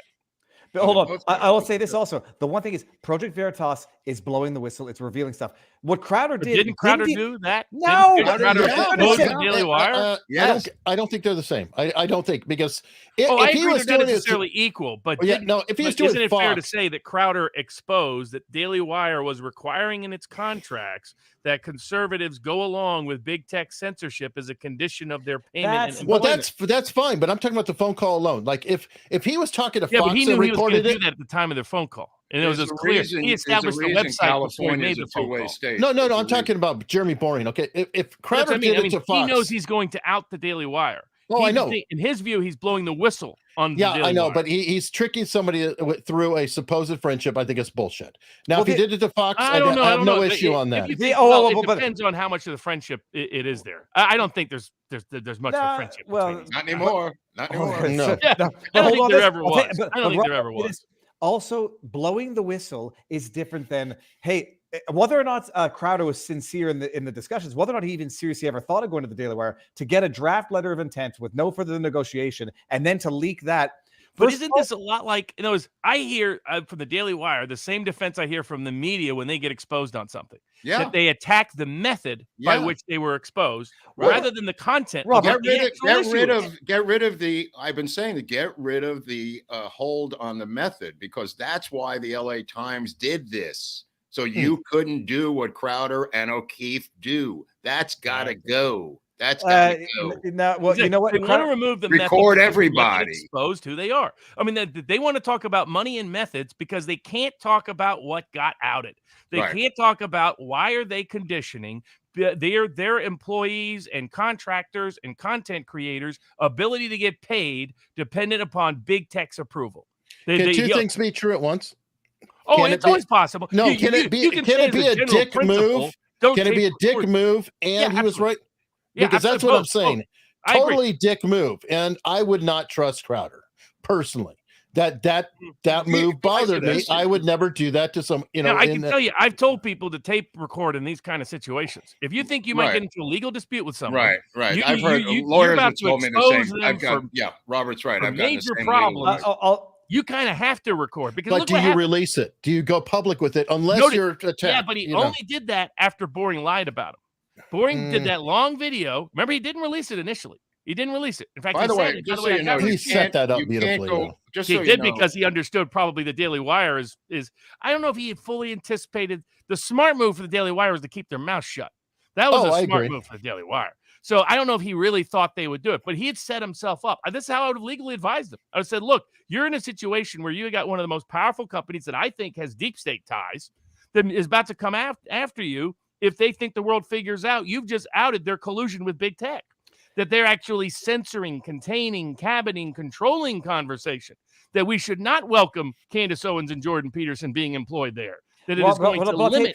I thought that the contract was enough. I think the contract was enough. He pointed it out. Boring came back with it, and those two things right there. That's true. But what else did Boring say? Boring said he never talked about these issues. When he came back, he was only demanding more money. That was a big fat lie, and that's why you tape record that conversation.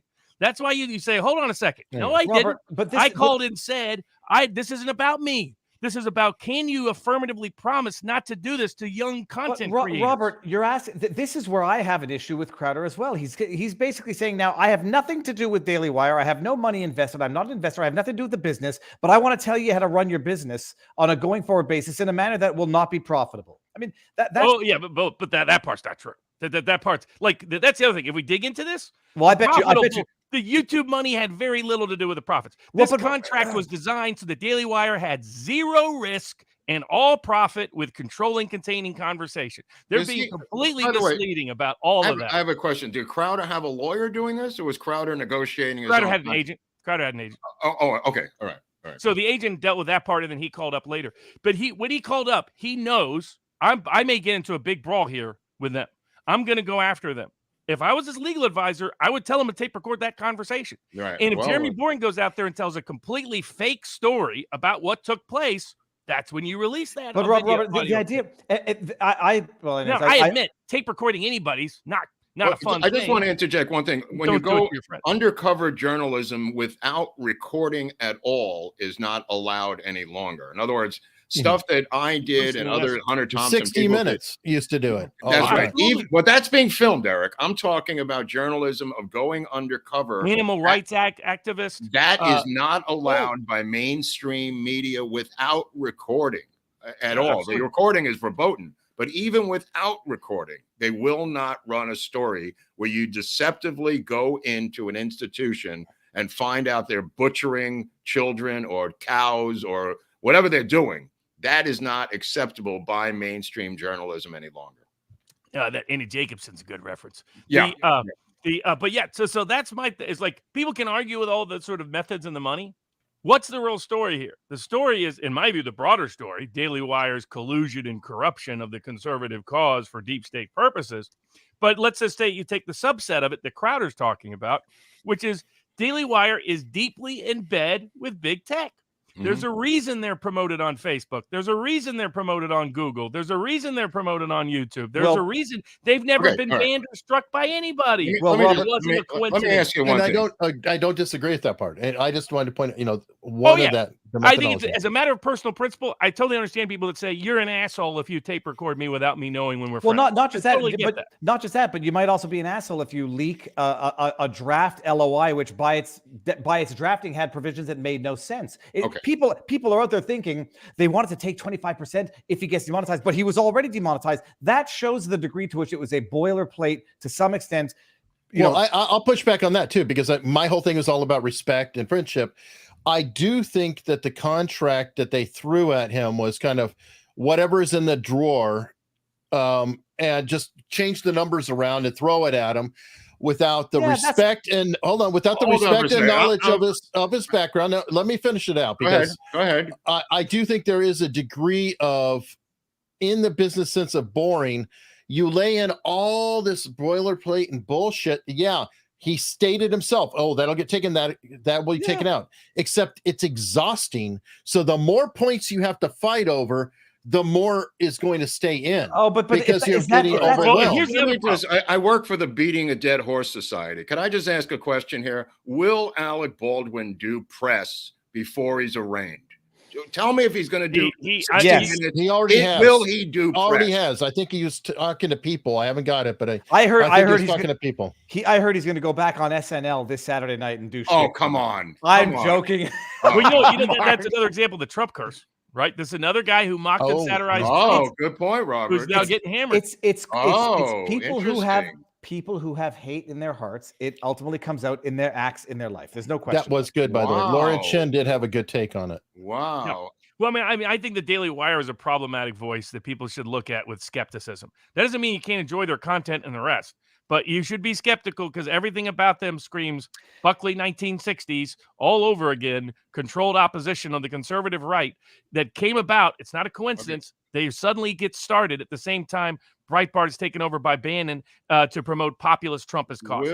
Will the FBI be brought into the case to testify as an FBI gun expert in the Baldwin case? They're going to have. They have to be. Okay, because I don't know if that usually happens, but but I assume because the FBI voluntarily did the report, they're going to be. Okay, thank you. I got a question.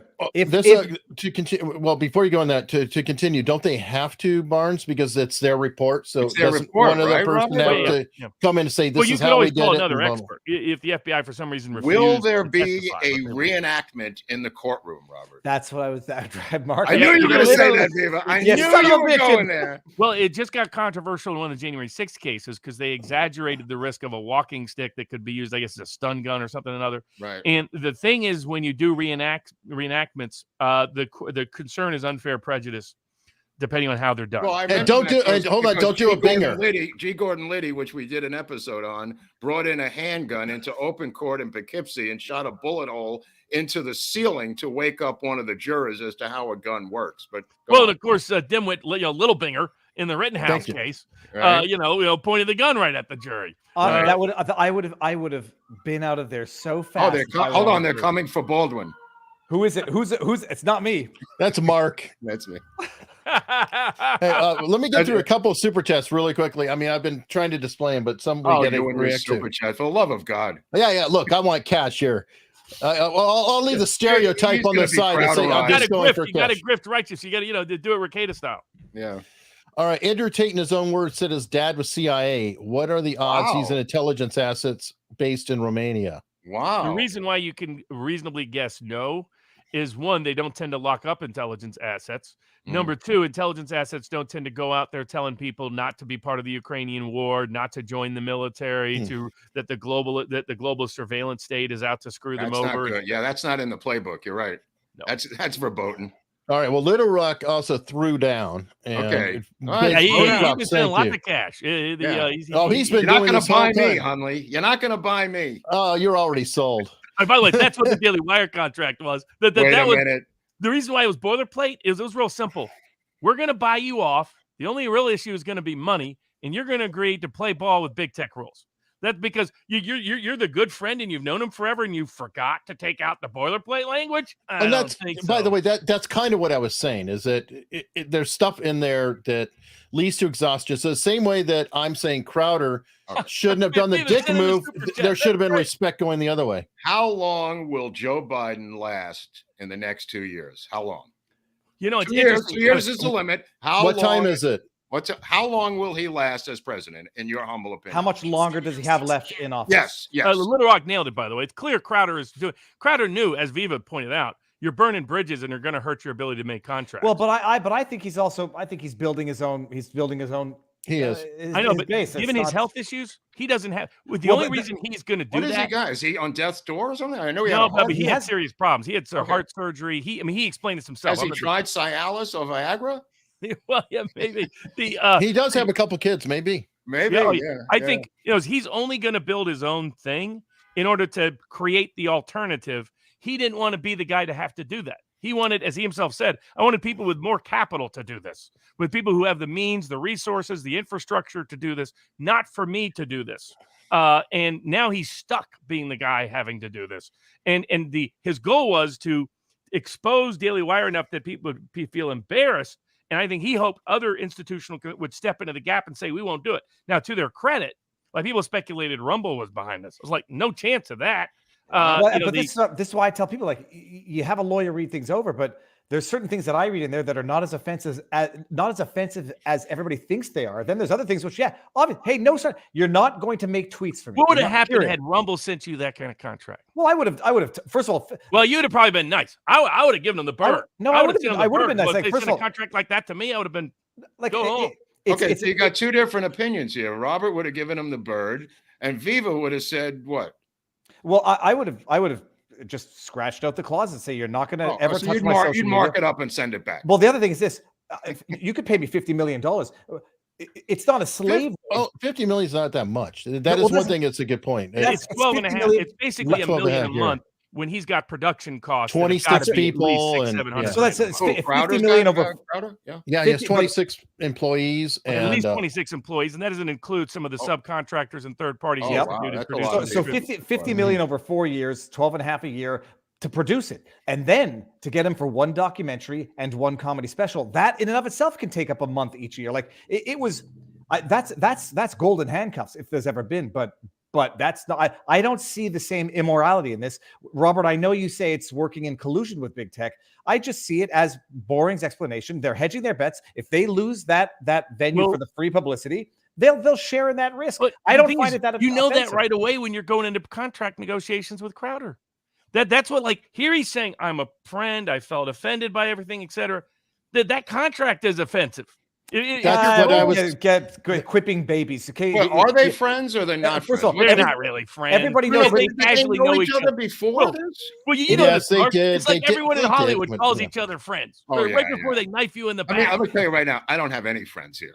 Yeah, I know, especially me. No such thing. I have I'll associates. tell you this, within Robert. We know this as lawyers. The other lawyer, they want to do the least amount of work possible. They send you the shit. They say, look it over. And then when it comes to you, it's like, I don't want to bill my client for this. So you guys fix it up. And that's the back and forth. But the idea, it was a boilerplate. What it contained were the essential elements. But that's the problem. Crowder wanted 50 the problem million. is that it's a boilerplate. Their boilerplate contract is requiring conservatives toe the big tech line in order to get paid. Or that's flip it, what was Robert, flip it. That's what shocked Crowder. Flip it the other way around, or it's just saying, don't get booted from the big playground. Say what you need to say there to get people behind the paywall, and then you can give them what you really think behind the paywall. But he didn't say that technically. Oh, hold on for a second, Dead Horse Society. Who will be picked by Kamala Harris as the VP, and will he be approved by the House and the Senate with a majority vote?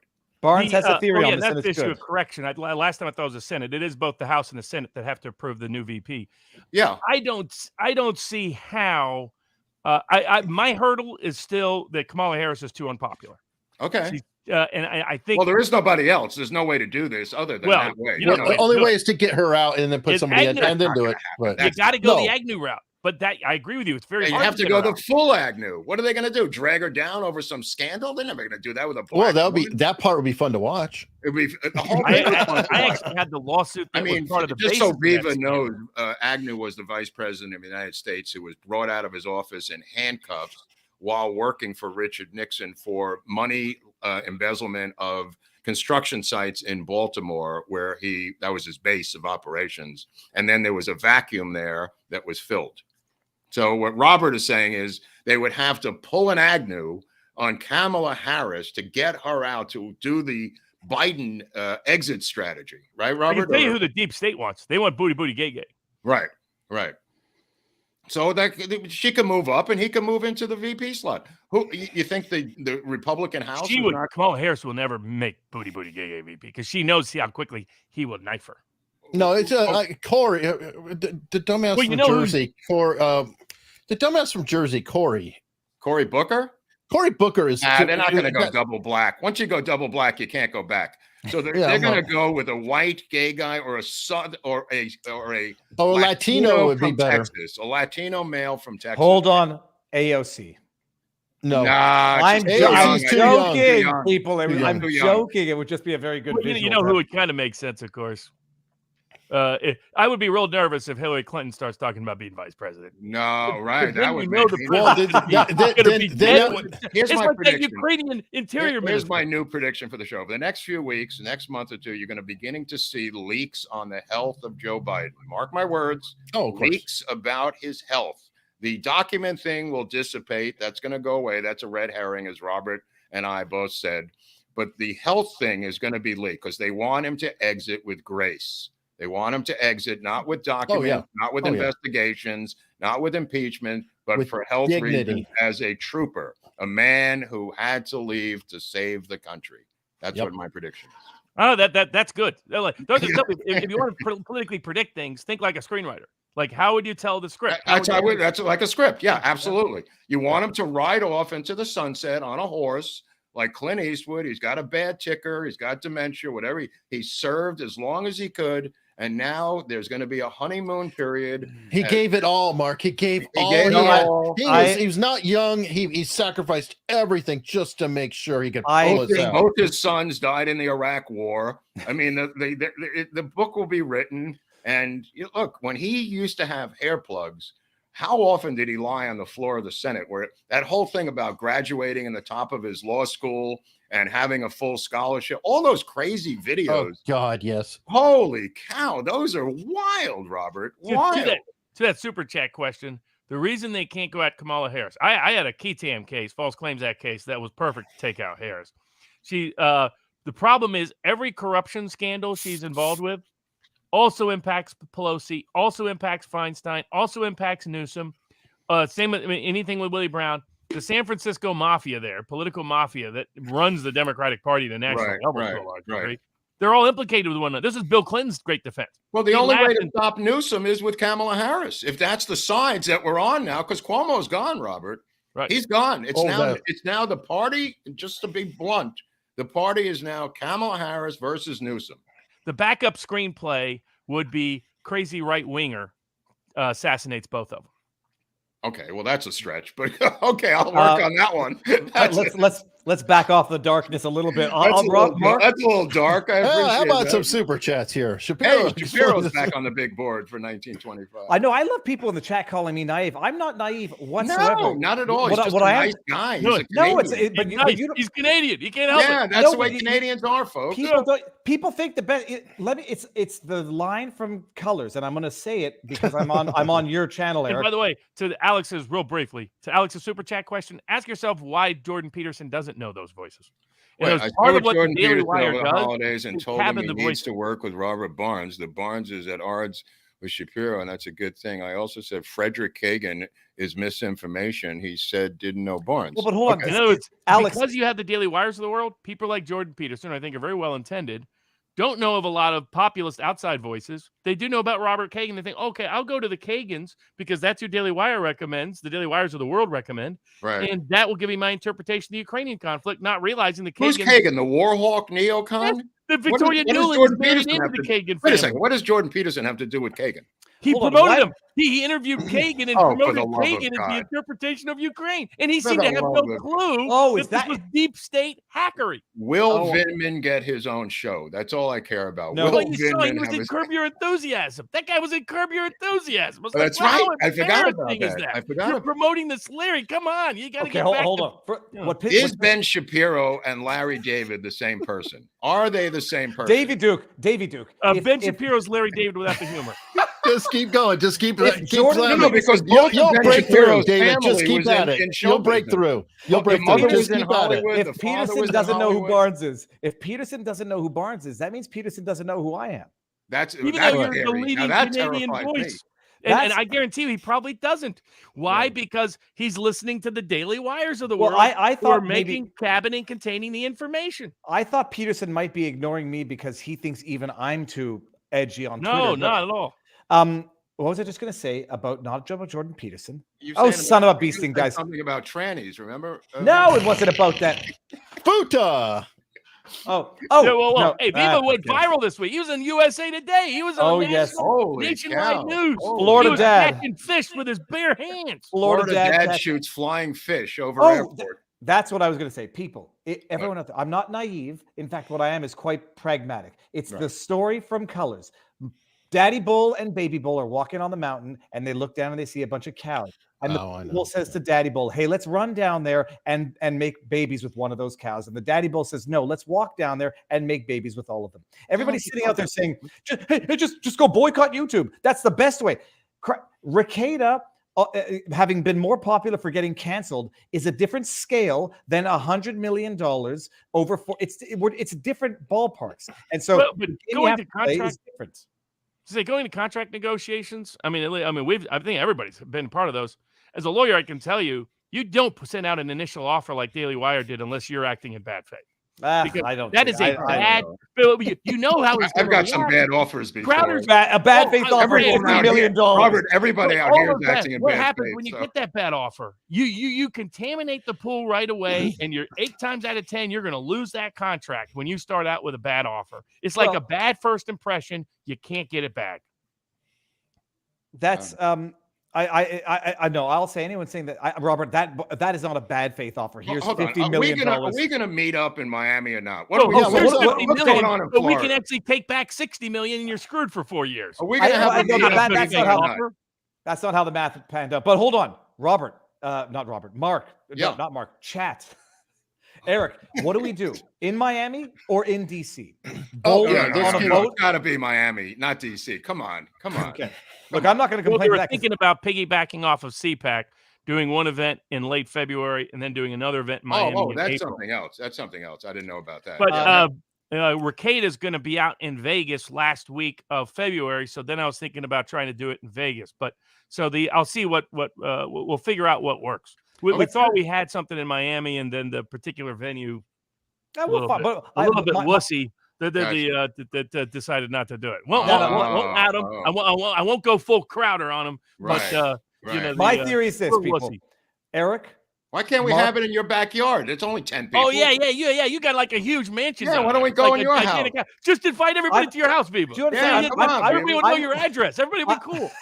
We'll use drones to advertise. I'm looking at dog shit on the ground as we. I got 2 pounds. No, oh god. But here's the thing. Get your tickets, Mark and Eric, and then we make it work from there. Make the commitments, and then and a drift boat, 4 hours at sea. Robert, what could be better? What's with you in the boats? Do we have to go on a boat? I mean, come on. No, I don't care. It's just a question. Oh yeah, people was talking about doing like deep side. The problem is I get seasick. So I'm gonna. My ex took me deep. She loved deep sea fishing. They could get us all in one shot, dude. They could knock us all out with one torpedo if we're on that boat. Oh yeah, exactly. Take down the entire populous movement. Or a bowling alley, or we actually just do a live sit down and people, come in. Hey, we got some Salty Cracker fans in the crowd. Dude, welcome, Salty Crackers. Sticks and Hammer. I thought did a great. How about a movie theater or a ballroom? Where you can have a live show, a live event. Yeah, that's what we're thinking. Hotel ballroom is probably ballroom is probably the easiest. Well, and if people come there, then they can stay at the hotel and potentially get a discount. And we could use the rooms for other nefarious things if we. Of course, it's spring break. It's spring break, which is why I want to go. Oh, okay. You there we go. You guys want to go spring break? Oh, of course you want to go spring break in Florida. Yeah, I get it. Of course, why not? Are you nuts? You're schmeckling your pants, people. Wait a minute. What are you trying to say, Viva? So Bear's not married. He's like me. We're single. So but it's official. We're doing it. It's just a question of venue and date. But okay. So then we're looking at probably March 24th. I think it's that Friday, Saturday. If my wife would answer, Marion, when is spring break for the kids? ? Stop calling me. I'm with the kids. Would you stop calling me? No, because we're going to Arizona at one point for spring break, but I don't know when spring break is. But we're doing Arizona? It. Sorry, why Arizona? Because it's the most beautiful place on earth. Where in Arizona? Near the Saguaro National Park, so east of. Where Phoenix. Did you grow up in Arizona, Eric? Tucson. It's the which most is beautiful far prettier than Phoenix. Hey, don't you have like a vacation home in Arizona? Mark? No, he goes to Prescott and I go to Prescott. And argues with coyotes. I don't want anybody to know, but thanks, Robert. Well, it doesn't matter. The coyotes already added you. I mean, Mark's out there shivering, going, "Please don't kill me." He's going. Do you think the coyotes got what's his name? What's that actor that disappeared? Oh, Julian Sands. Yeah, he's gone. The British actor from Room with a View. Yeah, I guess. Yeah, they got him. These people go out hiking in the middle of the snow in Mount Baldy, and they don't think there's a problem. I mean, you might as well be in the high Sierras with Humphrey Bogart, for Christ's sake. I mean, there's a lot of animals up there, and there's all kinds of wolverines and coyotes, and not to mention mountain lions, Robert. Everybody here, the missus is here. You can't hear them. Hi, everybody. She can't hear you. She came into the room and she said, "My God, it smells bad." Smells so bad. Well, he's smoking weed again. That's no, it's the dogs. It's terrible. The dogs. I'm sorry. It's terrible. The dog smoking weed? No. She's. When is spring break? You're asking me or her? Her. March what? 18th. To when? 18th. Probably to the 23rd or 24th. It's probably that week. No, so that we can do it when we get back. That'll be. She's going to look on my calendar. Okay. Right. All right. And now I think also that might be the cue. I have to go. Where are you going? Cook. Apparently, make dinner for the kids. Have they eaten? Oh, that's fine. Well, you know what? 18th to the 20. To the 25. So that's you're out of town then. So we can't do that week. Well, how about the 20th? What are you talking about? 24th. How about the 25th? The 24th is a Friday, Eric? Is that? 24th is a Friday. This poop. Viva, where are you the 24th? You're going to be in Arizona? Yeah. Oh, okay. All right. I mean, so we could push. Maybe we should go to Arizona then. I mean, you could come from Vegas, Robert. We could meet in Arizona, do it in Prescott or something. Or some normal place that's nice. Even if it's Phoenix, for Christ's sake. We could have the little one saying. I mean, in Phoenix, it's kind of nice. The weather's not crazy down there in Tucson, Phoenix area in March. I mean, it is doable. We'll figure it out, people. Okay, now I have to go clean up a lot. Oh, thanks. Well, there goes my plan. It's that time anyway. So. Oh yeah, you got Mark's pipping the Pippin the I hat. hate dude. That. Oh, here, I got hold on. the hat. The hat's good. What do you got? You got The the Viva hat. shirt. You Oh, got the We got the Durant. Grateful Barnes is wearing Dead. the- Yeah, I got Barnes the is wearing the Duran. I Duran. got the Duran. Interesting. there we go. And, oh yeah, Eric's got the shirt and Oswald the Patsy dog. You know, That's right. Robert, if I drafted the contract, you wouldn't be allowed to promote competitors on a stream. That's funny. That's funny. Nice move, That's Rumble, good, that's Brad. good. Oh, Good point. Way to go, Locals Lips. Oh, shit. Okay, well, you know what? I can't top that one, folks. We will see you soon. Thanks for stopping by. Thanks.